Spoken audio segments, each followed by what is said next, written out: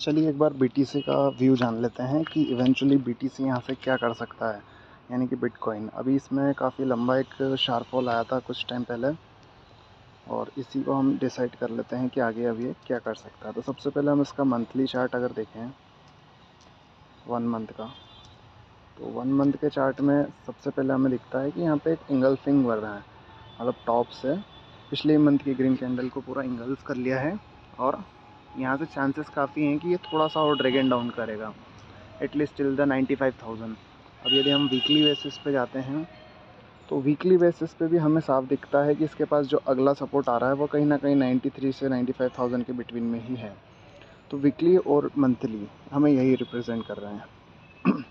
Daily chart का structure देखते हैं तो यहाँ पे एक ब्रेकडाउन का सीन बना हुआ है, ठीक है। अभी से कुछ दिन पहले तक इस पे यहाँ पे बीटीसी इसको होल्ड कर रहा था, इस लेवल्स को होल्ड कर रहा था इवेंचुअली, ठीक है, 1,09,580 रुपये के लेवल को। यहाँ पे इसने कोशिश भी की थी कि अपसाइड में ब्रेकआउट करे, लेकिन वो फेल हो गया, यानी कि 1,15,000 का इसका काफ़ी बड़ा एक रेजिस्टेंस है।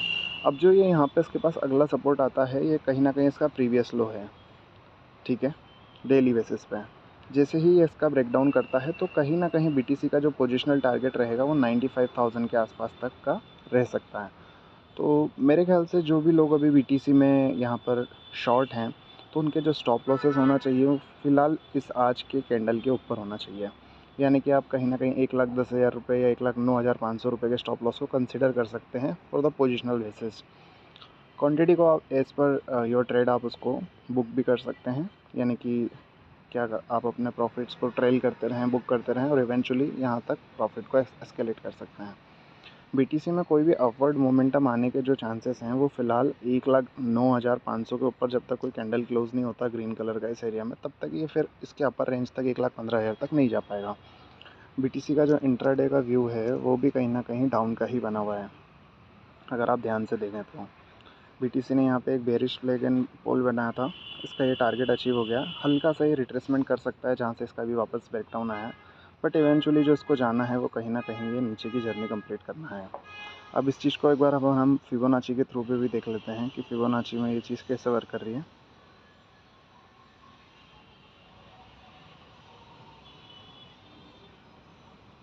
फिबोनाची के हिसाब से अगर हम देखें तो इसके पास यहाँ पे एक सपोर्ट है 99,620 के आसपास,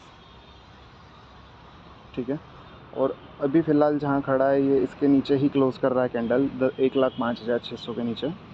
तो काफ़ी हाई चांस रहेगा कि ये थोड़ा बहुत ऊपर रिट्रेसमेंट करने के बाद वापस बीटीसी